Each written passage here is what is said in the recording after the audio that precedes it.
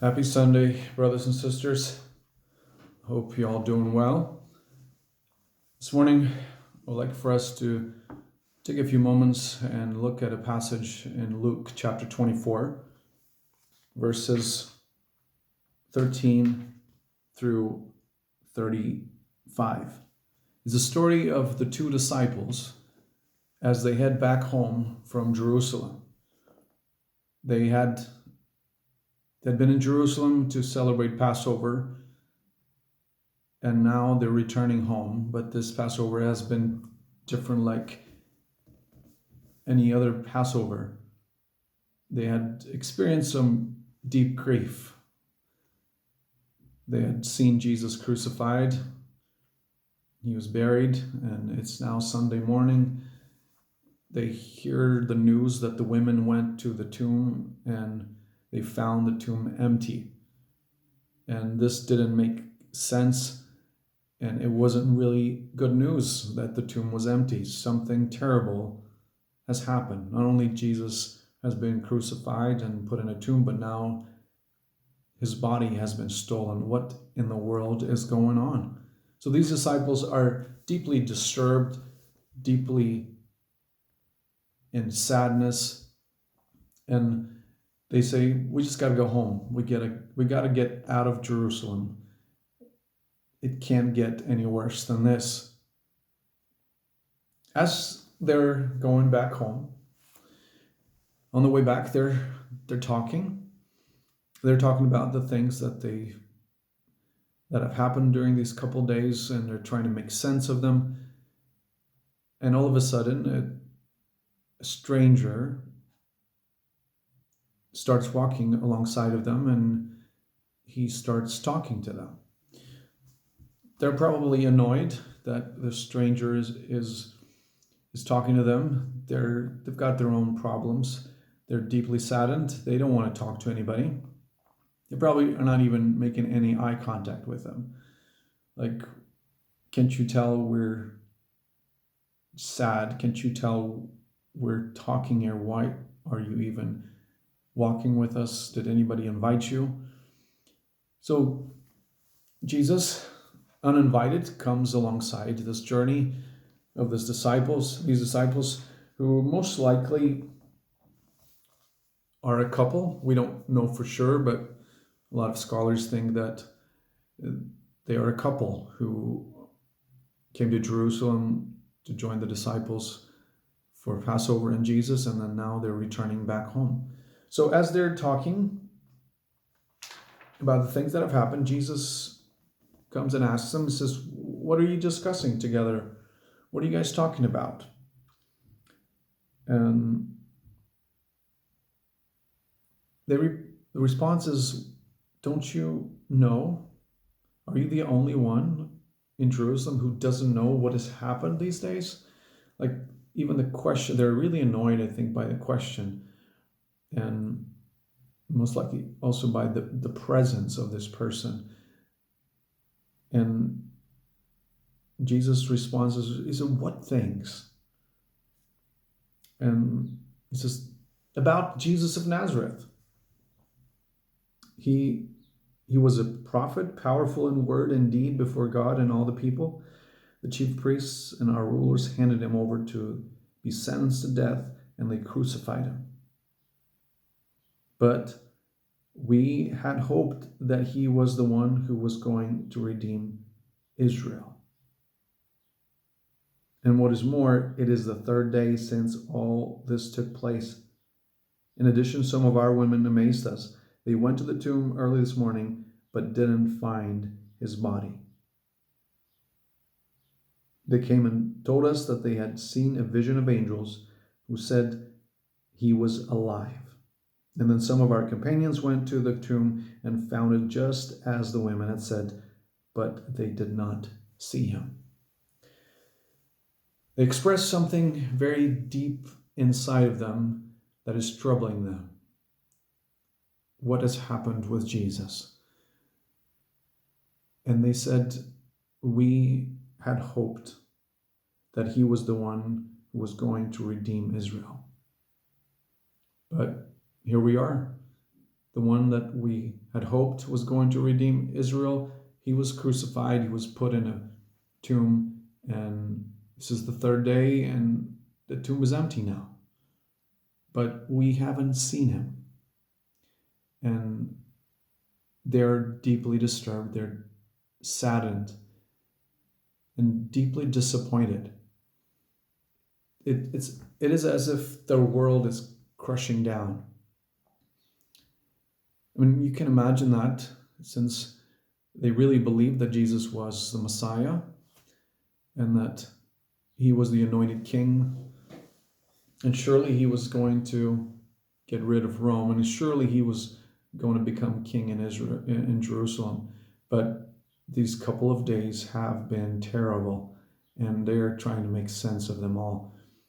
So Jesus is asking questions of them, and he's trying to get to the bottom of this. And the expression that they give of "we had hoped" is a deep, deep expression of disappointment. It speaks of hope in the past tense, that hope had died with Jesus and hope had been buried with Jesus, and that there is no more hope for them. So that's what they're talking about. That's what they're thinking about.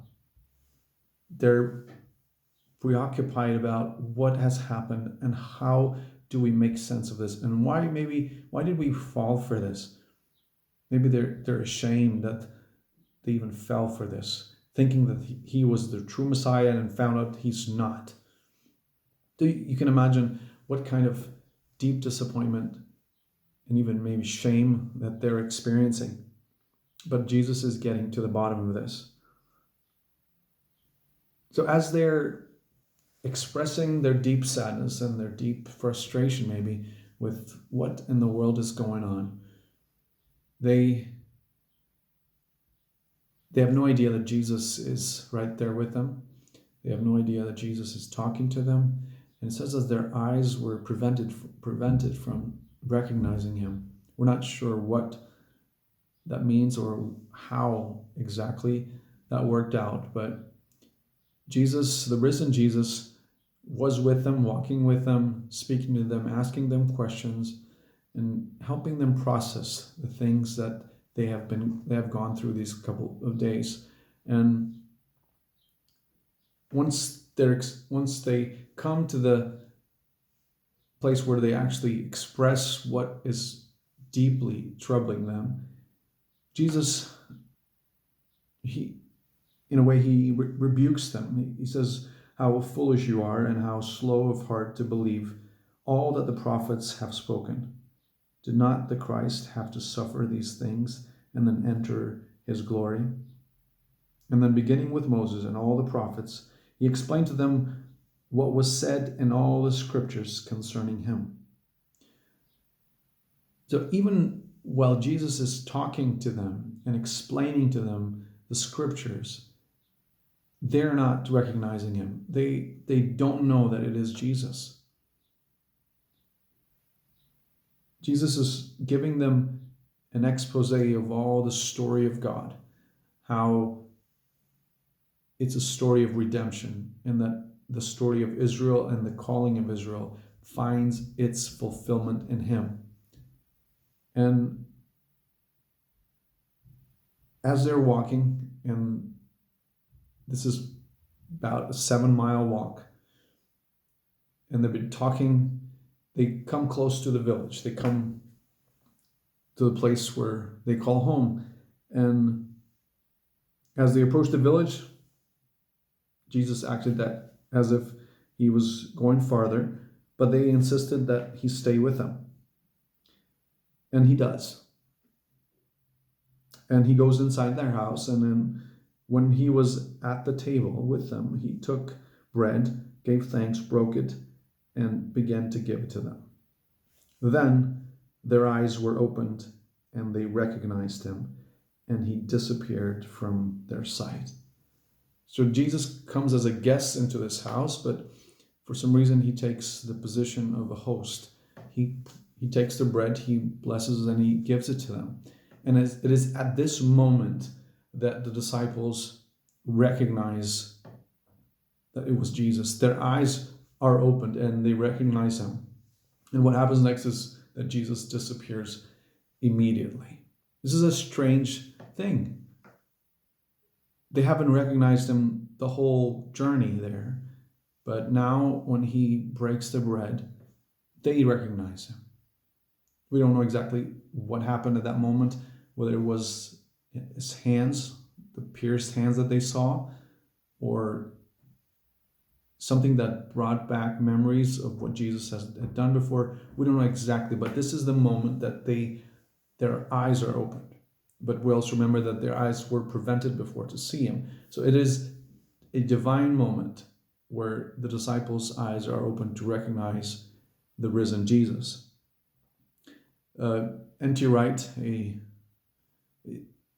scholar, has drawn some parallels between what happened in Genesis chapter 3 when Eve and Adam ate of the fruit, of the forbidden fruit. And it says that when they ate, their eyes were opened and they recognized that they were naked. And here it says that their eyes were opened and they knew him. So in a sense, N.T. Wright is drawing this parallel and saying that this is the fruit of the new creation, that this is the moment when God is undoing the curse of Adam and Eve. And these two disciples recognize who Jesus is by taking from the bread. As Jesus breaks the bread and gives it to them, their eyes are opened. Their eyes are open to see the risen Jesus, to see what God had done with the dead body of Jesus, the beginning of new creation. They are witnesses of the new creation. Whereas in Genesis 3, we have the beginning of the fall. They ate of the forbidden fruit and their eyes were opened and they recognized that they were naked.